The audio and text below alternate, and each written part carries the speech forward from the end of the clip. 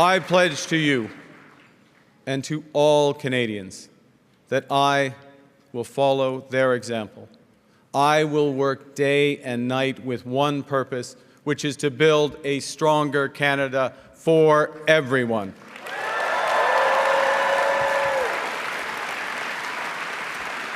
But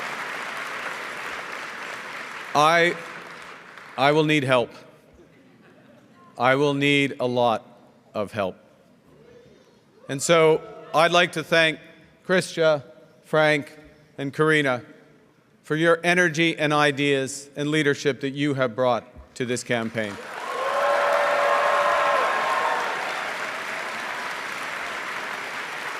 And I would like also to thank those ministers who remained in their posts to serve Canada directly during this time of great peril.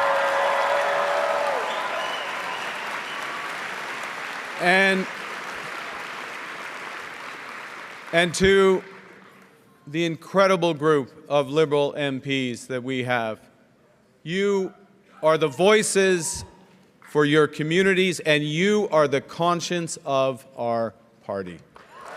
Thank you for your service. Now, to give a sense of that service, I'm going to quote from a message that I and Christia and Karina and Frank, the four of us, received from someone called Bob Zettel. Now, Bob, full disclosure, I know the leader of the opposition's into full disclosure, so I'm going to full disclosure. Full disclosure, just want to get this on the table. Bob goes to my church. Actually, I go to Bob's church because he goes there a lot more frequently than I do. Anyways, point is, Bob wrote to the four candidates, and he said, I quote, "Right now, everyone sees the main threat as the Trump tariffs. But the far greater challenge will be, as it always has been, to foster unity and a sense of the common good. There are those who will seek power by dividing us." We'll get to that later on. And we being the people of Canada, we need you, my fellow candidates, myself, to continue in positions of leadership to promote a united Canada, a commitment to common good and the respect and the rule of law throughout the world. See, I quote Bob because right now all Canadians are being asked to serve in their own ways. We're all being called to stand up for each other and for the Canadian way of life. So let me ask you, who's ready? Pierre-Claude. Who's ready to stand up for Canada with me? 100%. Yes. Yes. Yes, Canada. Yes, Canada. The Liberal Party is united and strong and ready to fight to build an even better country.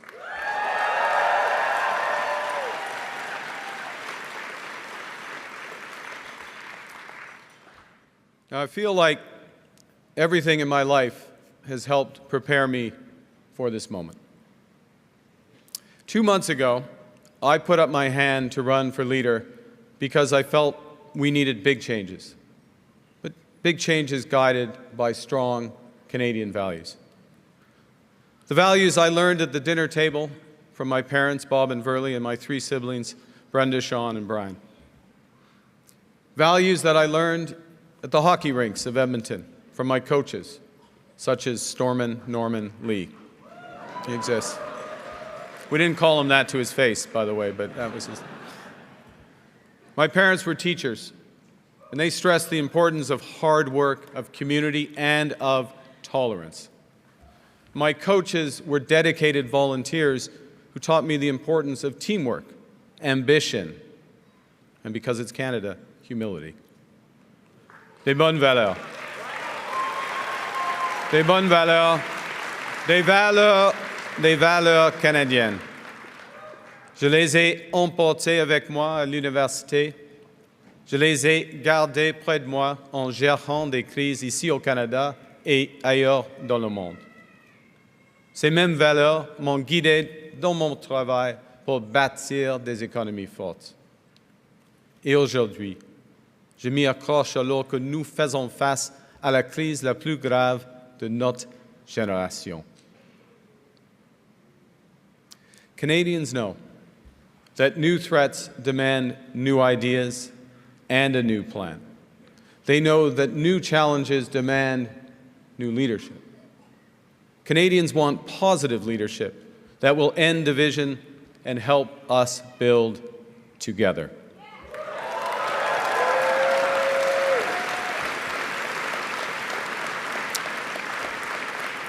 And to respond, my government will put into action our plan to build a stronger economy, to create new trading relationships with reliable trading partners, and to secure our borders. Pour être clair, ça demandera des changements, de grands changements. Mais je sais que les Canadiens et Canadiennes sont prêts. Ils me le disent à travers le pays. Les gens veulent le changement parce qu'ils sont inquiets. Ils s'inquiètent de le coût de la vie et de la crise de logement.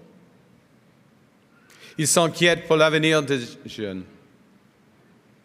Ils s'inquiètent de l'avenir du Canada face aux menaces du président Trump et à un monde plus divisé et dangereux. Now, I am a pragmatist above all. So when I see that something's that's not working, I will change it. So my government will immediately eliminate the divisive consumer carbon tax on families and farmers and small and medium-sized businesses. And we will stop the hike in the capital gains tax because we think builders should be incentivized for taking risks and rewarded when they succeed.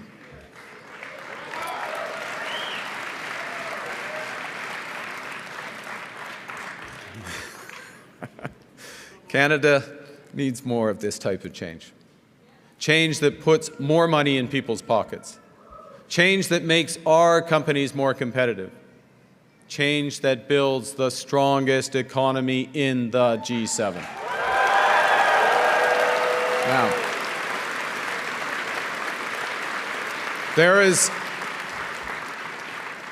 someone who's trying to do the opposite. There's someone who's trying to weaken our economy. Yeah, Donald Trump.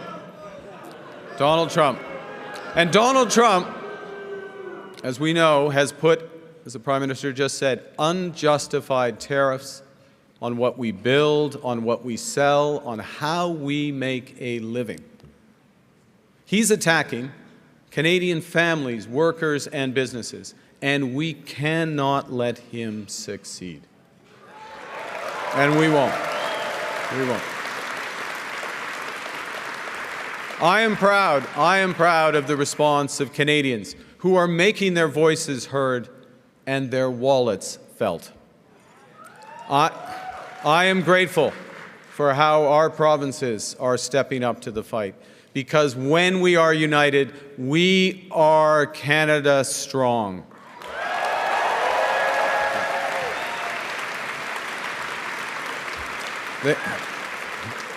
The Canadian government has rightly retaliated and is rightly retaliating with our own tariffs that will have maximum impact in the United States and minimum impact here in Canada.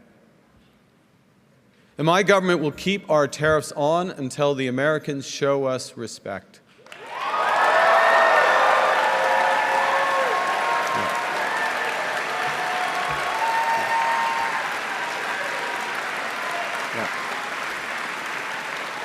And until they can join us in making credible and reliable commitments to free and fair trade. as Krista did. Yeah. And in the meantime, we will ensure that all the proceeds from our tariffs will be used to protect our workers.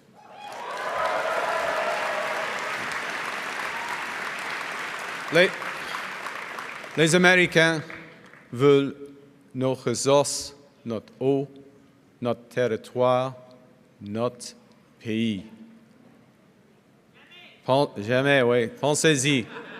Pensez-y. Ça va détruire notre façon d'être. The Americans want our resources, our water, our land, our country. Think about it. If they succeeded, they would destroy our way of life. In America, healthcare is a big business. In Canada, it is a right.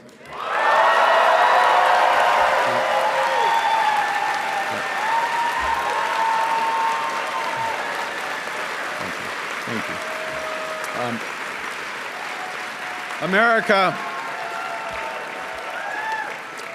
America is a melting pot. Canada is a mosaic. Aux États-Unis, on ne reconnaît pas les différences. On ne reconnaît pas les Premières Nations. Et il n'y aura jamais de droit à la langue française. La joie de vivre, la culture et la langue française font partie de notre identité. Et il faut les protéger, il faut les promouvoir.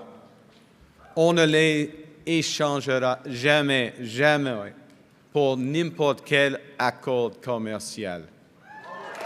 Yeah. Look, Canada, America is not Canada. And Canada never, ever will be part of America in any way, shape, or form.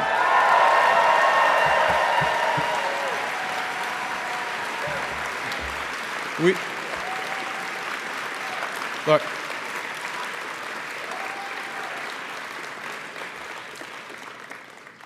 we didn't ask for this fight.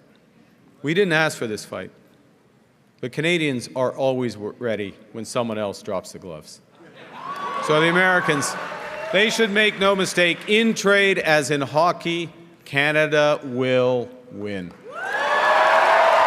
Aux Américains, je vous dis, comme au hockey, nous allons gagner.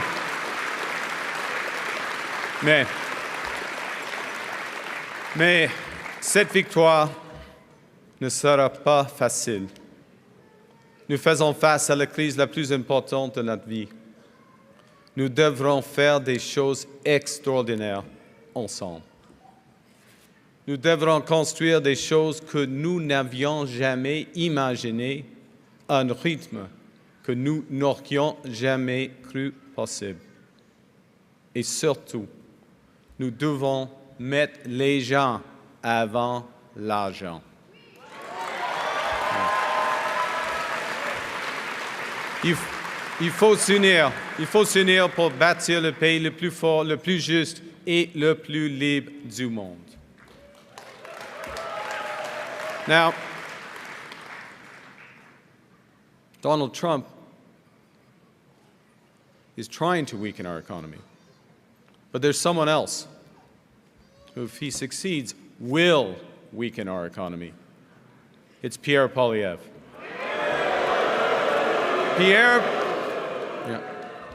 Pierre Poilievre just doesn't get it.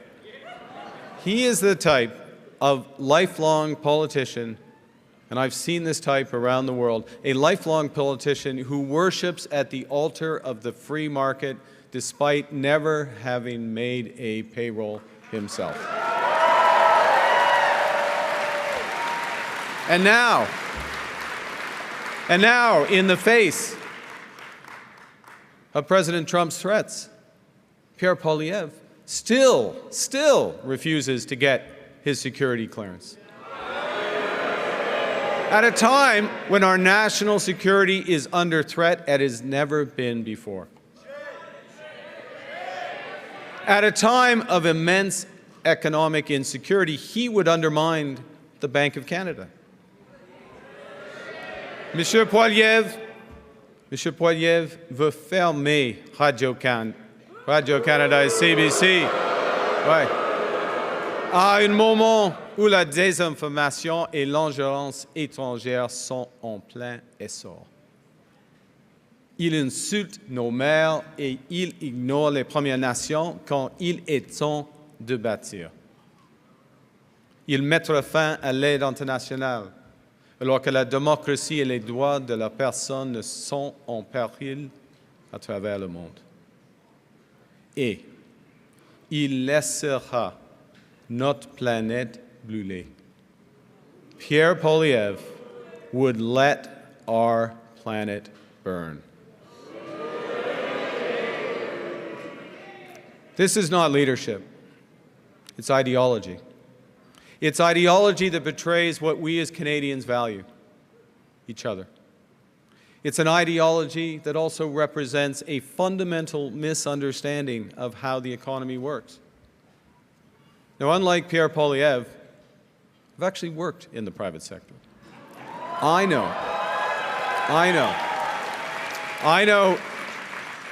how the world works, and I know how it can be made to work better for all of us. And that knowledge is especially useful now in the service of Canadians when we must build a new economy and create new trading relationships.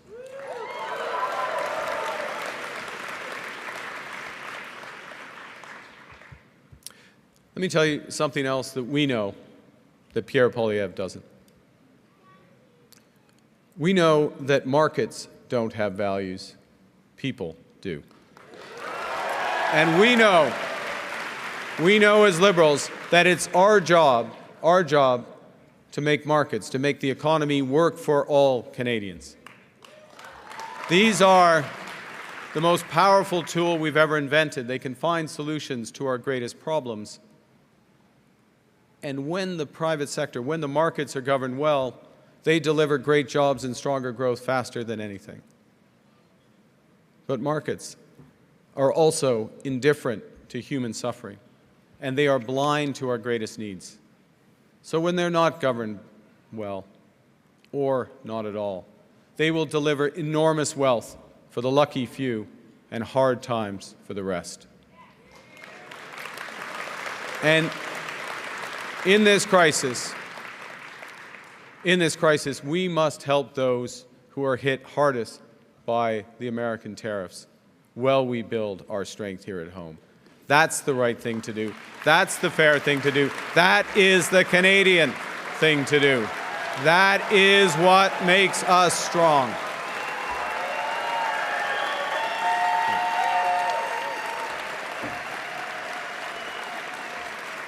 So Donald Trump thinks he can weaken us with his plan to divide and conquer. Pierre Poilievre's plan will leave us divided and ready to be conquered. Because a person who worships at the altar of Donald Trump will kneel before him, not stand up to him.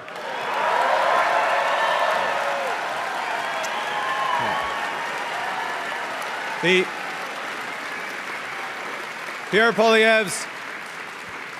Poilievre's slogans are not solutions. His anger is in action. His division is in strength. Division won't win a trade war. Division won't pay the rent or the mortgage. Division won't bring down the price of groceries. Division won't make Canada strong. Voilà où mène la politique négative de la division et de la colère. La moitié des États-Unis craint l'autre et s'en méfie. Nous ne pouvons pas laisser une telle situation se produire au Canada. Les Américains les Américains deviennent de plus en plus divisés, ce qui va les affaiblir. Et nous gagnerons cette bataille si nous sommes unis et forts. Ouais. Ouais. On peut se disputer au sujet de la politique. On peut se disputer à propos de hockey. On peut même être une fan des Oilers à Ottawa. C'est un pays libre.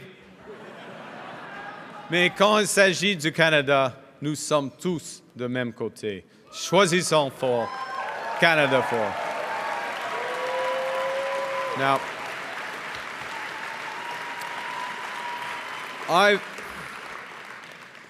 I've learned a few things from long experience in crises.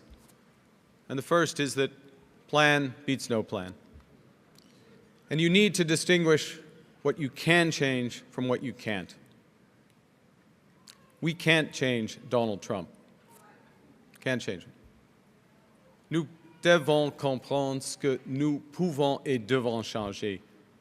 Nous sommes maîtres chez nous. And we can. And because we're masters in our own home, we can control our economic destiny with a plan that puts more money in your pockets. A plan that will ensure your government spends less so Canada can invest more. A plan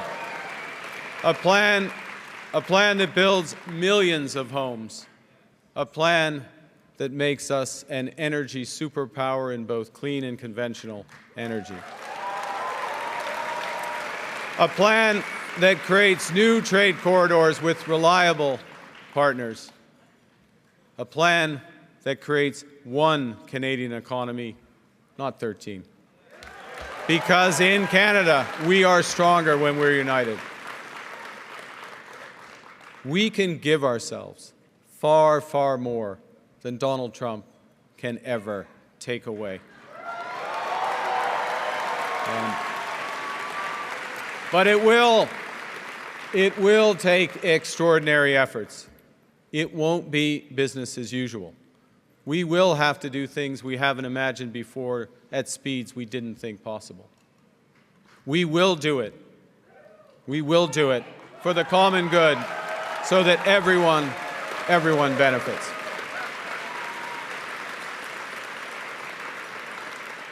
You know, I do care about the economy. But it's not because I'm an economist. It's because I care about people. That's why I'm a liberal. That's why we are liberals. On sait que la valeur d'une économie forte commence par des travailleurs qui ont de bons emplois bien payés aujourd'hui et des avenirs plus brillants pour les jeunes de demain. Nous savons, en tant que libéraux, que nous ne pouvons pas redistribuer ce que nous n'avons pas. Nous savons que nous ne pouvons pas être forts à l'étranger si nous sommes faibles à la maison. Et nous savons que nous ne pouvons pas construire un avenir meilleur si nous ne pouvons pas gérer le présent. So, we need a strong economy, but when we're fighting for a strong economy, we're fighting for good Canadian health care for everyone. We are fighting for strong support for our seniors who built this country. We are fighting for child care for young families that they put in place. We are fighting for dental care and pharma care for everyone who needs it. We are fighting for rights. We are fighting for a strong economy so we can create a more sustainable world for our children and grandchildren, and we will deliver.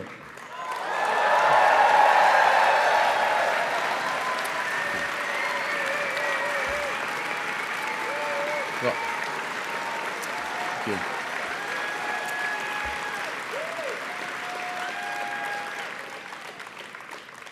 I know I know that these are dark days.